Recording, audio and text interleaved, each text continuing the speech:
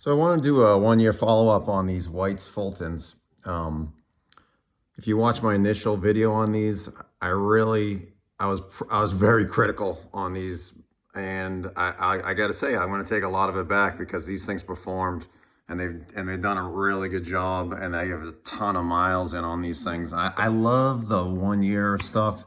Like I just love talking about boots. I don't do this channel for anything else but to talk about work boots. I just love them. I don't know what it is. It's going on since third grade. Honest to God, third grade, sitting there looking at boots. I've always, that's just my thing. And I work in the trade, so I've been in boots and a lot. I'm 7 days a week in a pair of boots. And these are 1 year old now, and they have about 1,200 miles in on them.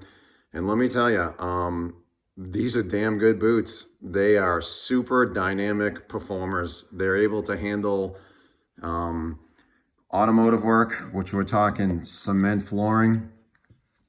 And if you've ever been on industrial cement, especially in automotive, you have to get really good traction on cement. And these were probably the second best performers I've had for an outsole, the Vibrant Honey lugs. They probably were the second best performers I've had in terms of comfort and in terms of, not slipping around too much. If you check out the wear, I mean, I definitely have some shank area because I get a lot of shovel work on these, and I'll hike in these things, and I'll do a lot of other stuff too. But I will say for what they are, for this outsole, it is so long lasting. I can't believe it that I have this many miles on it, and they're still very, very, very functional, very, very usable, really good stuff. I gotta hand it to Vibrant with the honey lug. The only other outsole I can think of that's better on cement is the wedge soles. I love wedge soles on cement, but they're terrible outside though. It's just, if you're in snow, if you're hiking, if you're like in leaves or whatever, any sort of outdoor stuff, you can forget it with these, in my opinion. My God, I've almost died in like a pair of these, like, in rough terrain. You're just going all over the place. And with these, that wasn't the case. These things had tremendous grip. And another one too, I want to just quickly throw up in there, and it's a super popular boot, is the Red Wing Irish Setter. And I see these everywhere. I'm going to do a video on these, and I have before. I used to have another channel with my buddy, and we took it down because people were ripping our videos. They were like throwing them in, like AI would generate our stuff, and we weren't keeping up with it. And we used to do a bunch of videos on boots, and I had a previous video on these, and I never got good traction out of these on cement. I know they're not a true work boot, but still, I mean, it's, I couldn't get it out of that one. But these, oh my God, let's talk about it. So if I move on up to the Welt, I was concerned about the Welt in the original video. I didn't think it was going to last because there was some really weird stitching going on. I do have some, a little bit of separation up front here from it laminated a little bit from the midsole to the outsole, but it hasn't changed anything since that day, and it hasn't changed functioning or functionality of the boot, performance, nothing.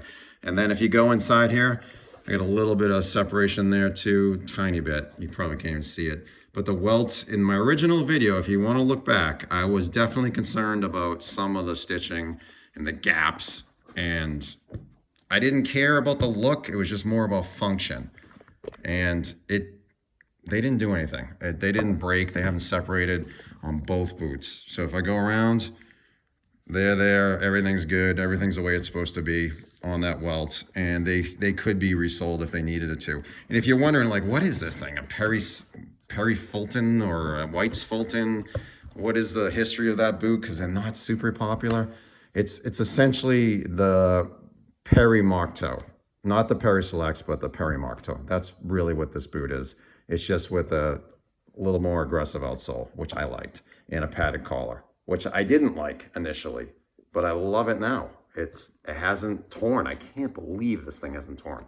I put this thing through hell. Oh my God. This summer, I dumped so much sweat into these things that it was disgusting. And I figured my salt is going to ruin this, and it didn't.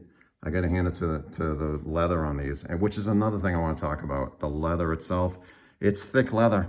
In my initial video, I thought it was a nubuck. It's probably not. It's probably a full grain sanded or lightly sanded, because it's not like super, you know, plush, but it's not. I don't think it's a nubuck either, and it's thick. Someone commented and they said, you know what, this is thicker leather than you think. It's somewhere around 2.5, 2.7. I said, really? And now I agree. Whoever said that in the initial comments, I agree. It is thick leather. And they give you this little cutout right here, which helps with some of the break-in and some of your bending, which I really liked. And then if you come into the mock area, I was a little bit initially concerned that it was going to tear because it's a true two-piece mock, and it didn't.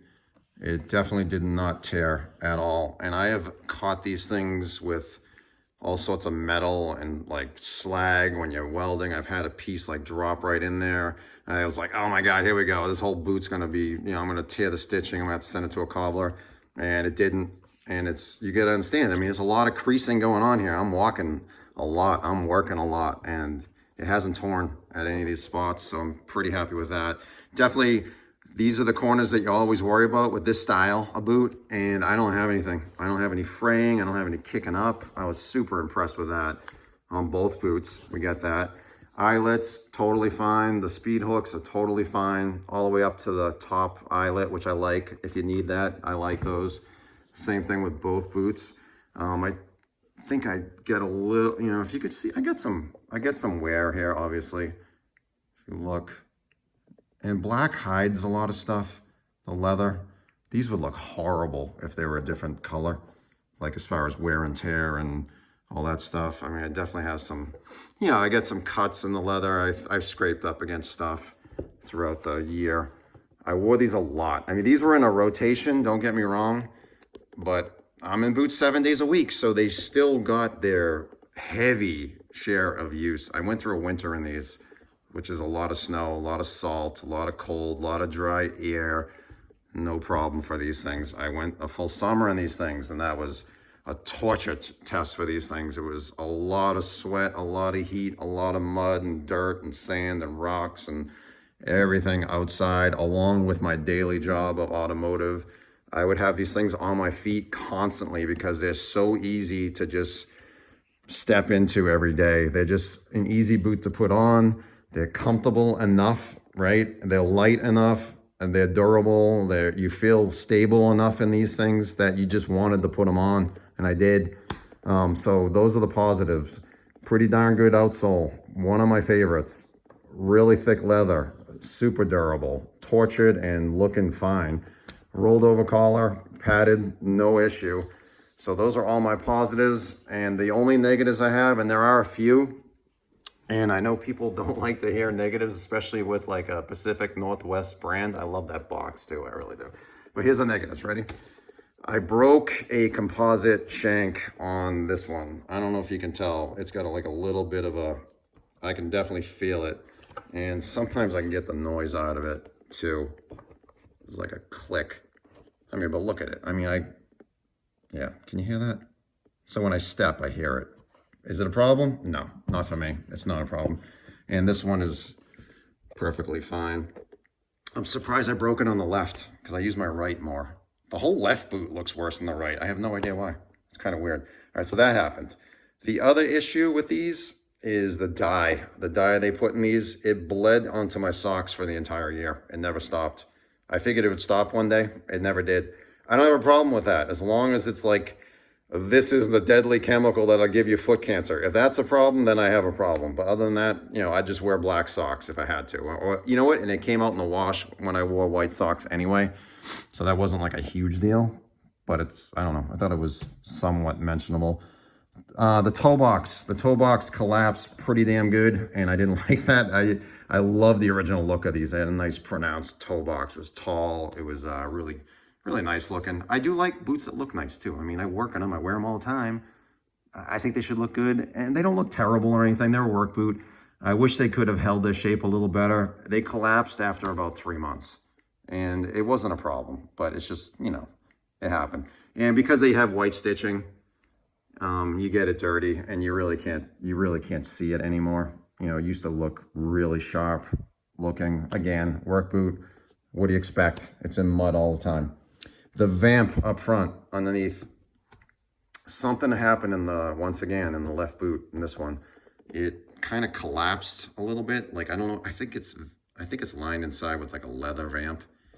And my hands are really dry. It's winter, and these things bled last night for no reason whatsoever, just in case they start during the video. But underneath here, my foot's in here, my toe hit something in here, like, and I put my hand in there, and sure enough, like some of the vamp, the leather vamp, I guess, pulled away from the outer part, and it's kind of deformed back to where it should be, so it's not an issue. And I don't have it in this boot, the right one. I don't feel it. All right, the other thing, the 1972 last, which is what this boot is very flat. It's very lacking in arch support. And they come with an insole, which also is super flat. For a guy like me, my foot slid around in that, and I didn't care for that. So therefore, I had to go out, and I spent about 50 bucks on a pair of green super feets. I think I got it in there. Yeah, there it is. Which gave me a tremendous amount of arch support, which locked my heel in, and it enabled me to stop that sliding sensation. And they fit and they were comfortable. So that was for me personally. I think it's because it's such a generic last that it's supposed to fit a lot of people. I believe the Perrys have the same last. I don't think the Perry Selects have that same last. The Perry Selects have some arch support. All right, the other bad part, the tongue, super paper thin, and it tore, and it tore, and it tore, and it tore, and I finally just was super careful with it that it stopped right there. All right, so that was something. And it's not like your typical Pacific Northwest tongue where they gave you enough material you can fold it, and you can crease it and you put that fold in there. It's like they almost made it look like a Pacific Northwest tongue, but they didn't give you enough leather to flap and fold, which I didn't like. I would have loved it if they gave you more leather and I could have folded it, but I couldn't. So I had to stuff all these corners in there. And some days it wasn't great. And then, like I said, it's paper thin, so it tore. And then I took the insole out of this one, so you can kind of take a look in there of what that leather footbed looks like. I know I have my laces in there.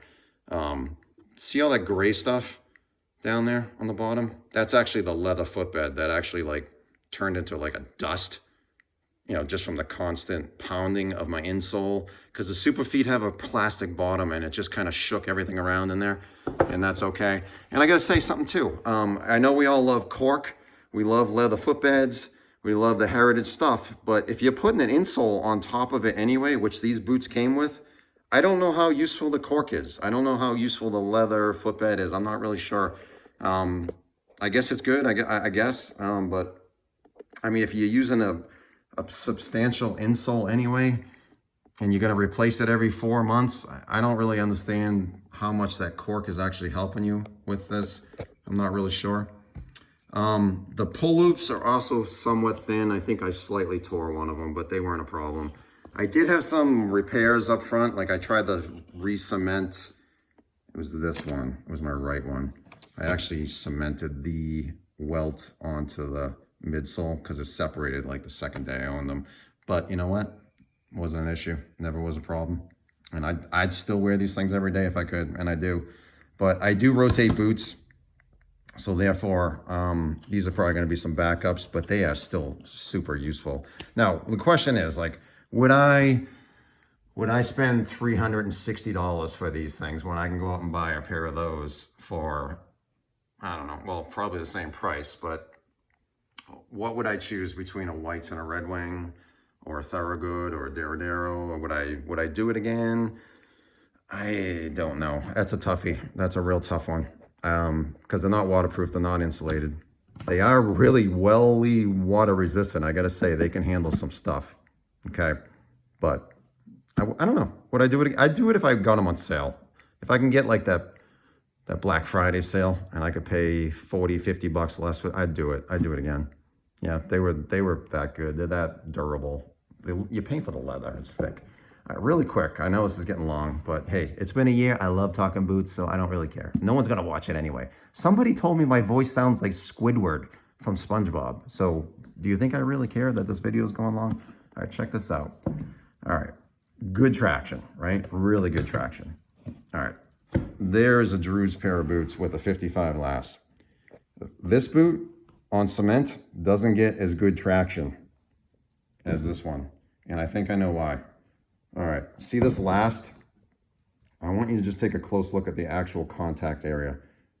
Due to the way the last is formed and the way the toes will go up and you got this little gap right there, you're only really hitting contact on that part. Therefore, it wears away pretty quickly for me and your heel. So you're kind of missing out on the true amount of traction you can get out of this on cement. But don't get me wrong, I would take this boot over this boot any day. I love these boots. And then when you get a wedge sole, and everyone's like, oh no, the wedge sole can't handle cement.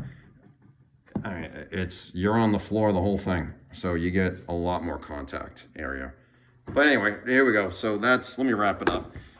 Sometimes 7 days use in automotive, sometimes 5, sometimes 3, sometimes 4. But these were usually on my feet every single week, and they were pounded, I gotta say.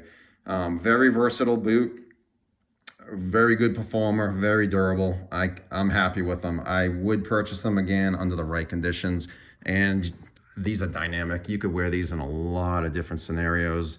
To put it in context, you could wear these for yard work. You can use them for heavy duty application. You could do it with, I wouldn't go full winter cold, but if you have the right socks, you could do it. You could waterproof these with Open-Offs or some kind of beeswax enough if you wanted to put the effort in. I got to hand it to Whites. I didn't think that was a good boot initially. I was a little bit leery, but they performed, man. They really did. I would, like I said, I would buy them again under the right conditions. But anyways, thanks for watching. I know this is long. Bye.